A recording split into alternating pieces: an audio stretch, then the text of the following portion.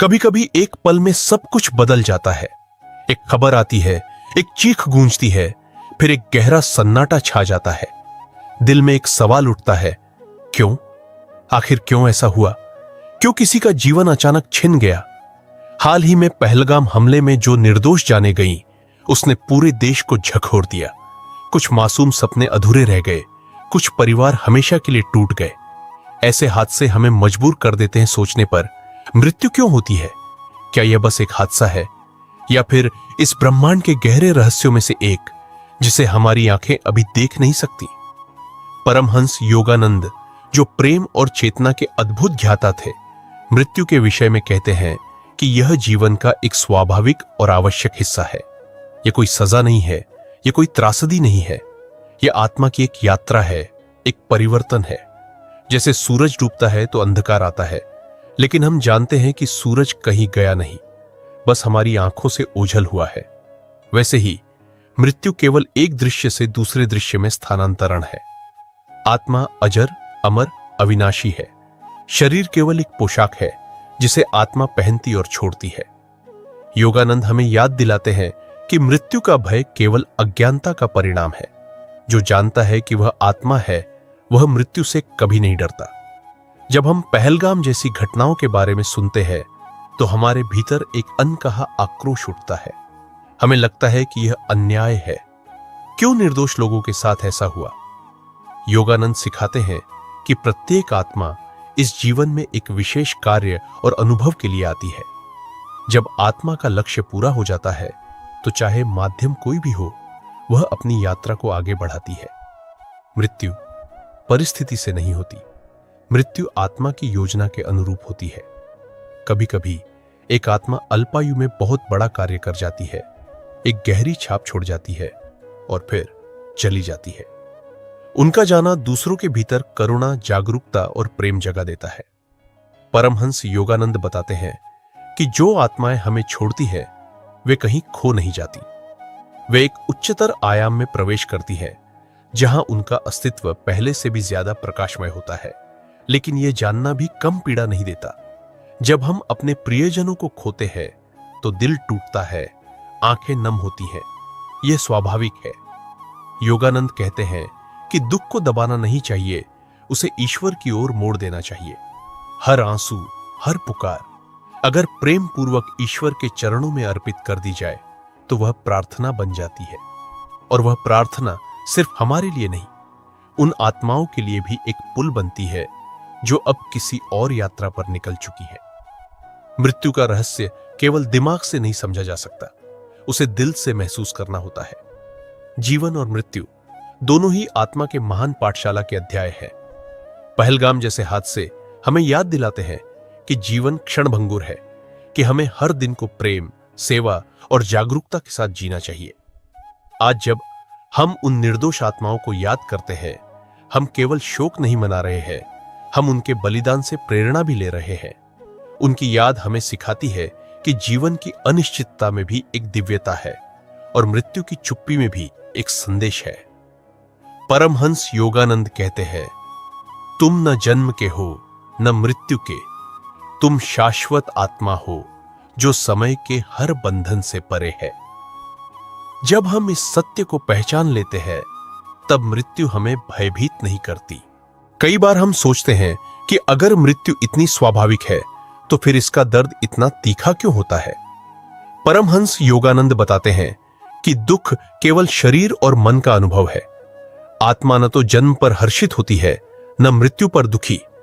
आत्मा तो साक्षी है, एक शुद्ध गवाह। जब हम अपने भीतर के इस शुद्ध साक्षी भाव को पहचानने लगते हैं तब हम मृत्यु को भी एक उत्सव की तरह देख सकते हैं, एक महान वापसी, एक पवित्र मिलन। इस संसार में हर संबंध, हर बंधन, हर कहानी अस्थायी है। यह जीवन एक क्षणिक यात्रा है जिसमें आत्मा विभिन्न भूमिकाएं निभाती है, फिर अगले अभिनय के लिए मंच छोड़ देती है। फिर भी जब कोई हमें छोड़ता है तो भीतर का खालीपन बहुत असली लगता है। और यही मनुष्य का सबसे सुंदर पक्ष भी है, उसका प्रेम, उसकी संवेदना। योगानंद हमें सिखाते हैं कि प्रेम ही वह पुल है जो मृत्यु को भी पार कर जाता है। जब हम अपने प्रियजनों को याद करते हैं जब हम प्रेम पूर्वक उनके लिए प्रार्थना करते हैं तो वह ऊर्जा सीधी उनकी आत्मा तक पहुंचती है। मृत्यु शरीर को अलग करती है, आत्मा को नहीं। प्रेम के धागे समय और मृत्यु दोनों से परे जाकर जुड़ते हैं। इसलिए जब हम किसी आत्मा के लिए शोक करते हैं तो हमें अपने आंसुओं में भी प्रेम और शुभकामना भरनी चाहिए। दुखते हुए दिल से भी दुआ निकलनी चाहिए ताकि उनकी यात्रा सरल, सुंदर और प्रकाशमयी हो। आखिर मृत्यु के बाद आत्मा कहां जाती है? योगानंद इस रहस्य पर से पर्दा हटाते हैं। वे बताते हैं कि मृत्यु के बाद आत्मा एक सूक्ष्म लोक में प्रवेश करती है, जिसे हम स्वर्ग या अस्तित्व का उच्चतर क्षेत्र कह सकते हैं। वहां आत्मा विश्राम करती है, अपने पिछले जीवन की सीखों को आत्मसात करती है और आगे के विकास के लिए तैयार होती है। हर आत्मा को ईश्वर तक लौटने की गहरी लालसा होती है, लेकिन यह यात्रा कई जन्मों, कई अनुभवों, कई परीक्षाओं से होकर गुजरती है। मृत्यु इस यात्रा की महत्वपूर्ण सीढ़ी है। यह अंतिम मंजिल नहीं है, यह एक पुल है, एक मार्ग है। हर मृत्यु आत्मा को उसके मूल घर के थोड़ा और निकट ले जाती है, उस असीम प्रेम और चेतना के स्रोत की ओर जिसे हम ईश्वर कहते हैं। परमहंस योगानंद यह भी समझाते हैं कि मृत्यु केवल व्यक्तिगत नहीं होती, यह सामूहिक भी होती है। जब हम पहलगाम जैसे हादसों में सामूहिक मृत्यु देखते हैं तो यह मानवता के लिए एक आह्वान है, एक जागरण। यह हमें याद दिलाता है कि जीवन कितना बहुमूल्य है और समय कितना अनिश्चित। यह हमें प्रेरित करता है कि हम हर क्षण को प्रेम से जिए, हर दिन को धन्यवाद से जिए और हर सांस को जागरूकता के साथ जिए। जब हम मृत्यु को एक शिक्षक की तरह स्वीकार करते हैं तब जीवन एक गहन तपस्या बन जाता है, एक सुंदर यात्रा आत्मा के विकास की ओर। हम जब अपने भीतर से मृत्यु के भय को हटा देते हैं तब जीवन में एक नई स्वतंत्रता आती है। तब हम हर दिन को, हर व्यक्ति को, हर अनुभव को पूरी उपस्थिति और प्रेम के साथ स्वीकार कर सकते हैं। योगानंद जी कहते हैं कि मृत्यु पर विजयी वही होता है जो अभी जीवन में ही मृत्यु का अभ्यास करता है, जो हर दिन अपने अहंकार, अपने भय, अपने लोभ और अपने मोह को थोड़ा थोड़ा मारता है, जो हर दिन अपने भीतर के ईश्वरत्व को थोड़ा थोड़ा जागता है। मृत्यु केवल बाहरी शरीर का अंत है, लेकिन आत्मा का उत्कर्ष तभी होता है जब हम भीतर से मुक्त हो जाते हैं। आज जब हम उन मासूम आत्माओं को याद करते हैं जो पहलगाम में हमसे बिछड़ गई, हमें रोते हुए नहीं बल्कि प्रार्थना करते हुए याद करना चाहिए। हमें उन्हें प्रेम के पुष्प अर्पित करने चाहिए और अपने जीवन को भी एक दिव्य यात्रा मानकर जीना चाहिए। हमें हर दिन यह याद रखना चाहिए कि हम अमर आत्मा हैं और यह जीवन एक उपहार है, एक अवसर है अपने असली घर लौटने का। मृत्यु हमें भयभीत करने के लिए नहीं आई है, वह हमें जगाने के लिए आई है। और जब हम इस सत्य को पहचानते हैं तब हम न केवल मृत्यु को स्वीकार करते हैं बल्कि जीवन को भी पूर्णता से जीते हैं। मृत्यु तब एक शत्रु नहीं, एक मित्र बन जाती है जो हमें प्रेम और शांति के समुद्र तक पहुंचाने के लिए आई है। जब हम मृत्यु को एक मित्र के रूप में देखना शुरू करते हैं तब जीवन एक नया अर्थ ग्रहण करता है।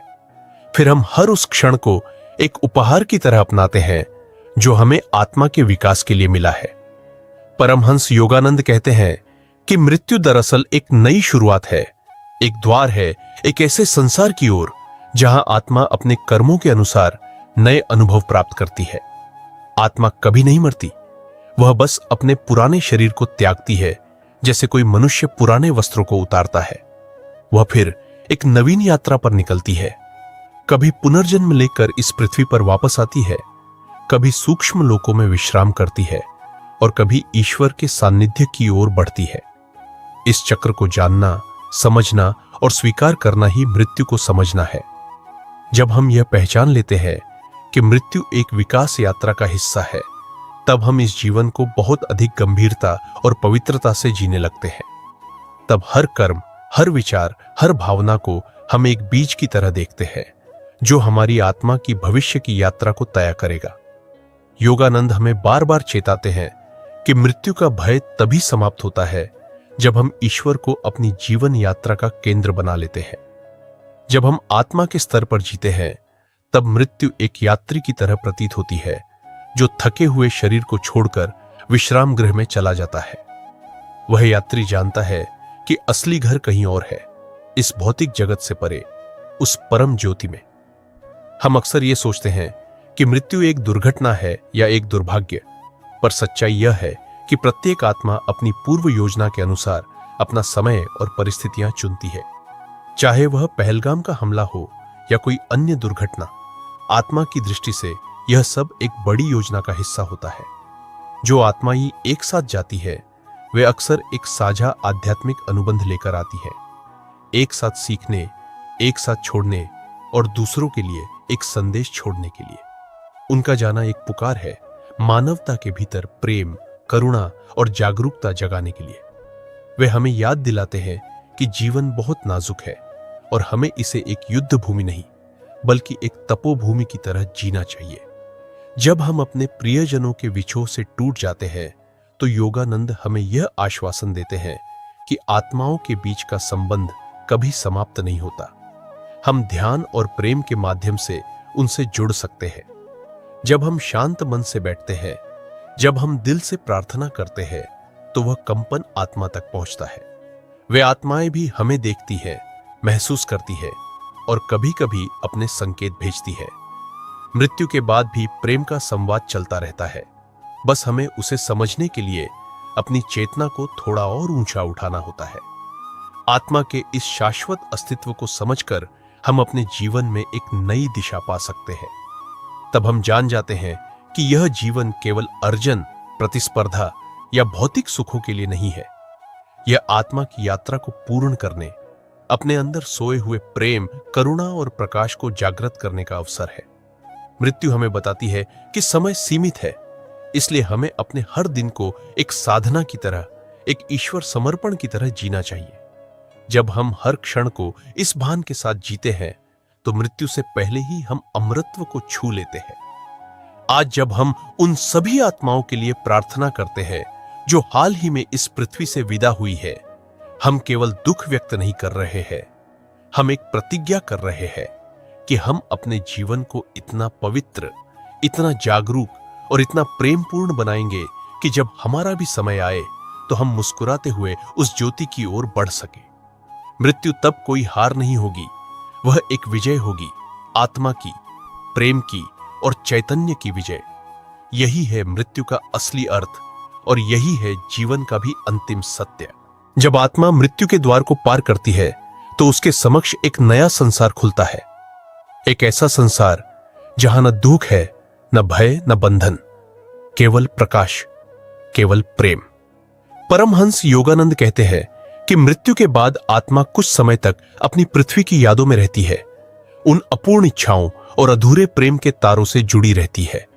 लेकिन जैसे जैसे आत्मा उस स्थूल जगत से दूर जाती है, वैसे वैसे वह ईश्वर के निकट पहुंचने लगती है। जिन आत्माओं ने अपने जीवन में प्रेम, सेवा और सत्य को अपनाया होता है, उनके लिए यह यात्रा एक मधुर स्वप्न की तरह होती है। उनके चारों ओर प्रकाश के दिव्य प्राणी होते हैं जो उनका स्वागत करते हैं, उन्हें आगे की ओर मार्गदर्शन करते हैं। मृत्यु केवल शरीर का परिवर्तन है, आत्मा की स्वतंत्रता है। इस समझ के साथ हम उन सभी के प्रति गहरा सम्मान महसूस करते हैं जो अपनी यात्रा पूरी कर चुके हैं। हर आत्मा जो इस भौतिक संसार को छोड़ती है, वह एक संदेश छोड़ जाती है कि जीवन अनमोल है, कि प्रेम सबसे बड़ी शक्ति है और कि मृत्यु से परे भी जीवन का सिलसिला चलता रहता है। हम जब इन आत्माओं को प्रेम पूर्वक स्मरण करते हैं तो हम अपने भीतर भी एक जागरूकता को जन्म देते हैं, एक आंतरिक पुकार जो हमें अधिक सच्चा, अधिक करुणामय और अधिक ईश्वरमय बनाती है। इस संसार में कुछ भी स्थायी नहीं है, न हमारी सफलता, न हमारे दुख, केवल आत्मा का अनुभव स्थायी है। और जब आत्मा यह जान जाती है कि उसका असली घर इस भौतिक शरीर में नहीं बल्कि परमात्मा की गोद में है, तब मृत्यु का भय सदा के लिए मिट जाता है। मृत्यु तब एक अंत नहीं रह जाती बल्कि एक सुंदर पुल बन जाती है, उस पार के अनंत प्रकाश तक जाने का। जो चला गया है वह वास्तव में हमारे दिलों में, हमारी यादों में, हमारे हर अच्छे कर्म में जीवित रहता है। जब हम प्रार्थना करते हैं, जब हम प्रेम से किसी के लिए शुभकामनाएं भेजते हैं, तो वह कंपन आत्मा तक पहुंचता है और उनके पथ को प्रकाशित करता है, और वह हमें देख रहा है, हमें आशीर्वाद दे रहा है। आज ज्ञान की आवाज के इस मंच से हम उन सभी आत्माओं के लिए प्रार्थना करते हैं जिन्होंने अपनी यात्रा पूरी की। हम उनके लिए शांति और प्रेम भेजते हैं, और हम अपने भीतर वह संकल्प जगाते हैं कि जब तक हमारा समय है, हम प्रेम के साथ, सच्चाई के साथ ईश्वर के प्रकाश में जिएंगे। मृत्यु अंत नहीं है, मृत्यु द्वार है उस परम शांति, उस अनंत प्रेम की ओर जहां हर आत्मा एक दिन लौटती है।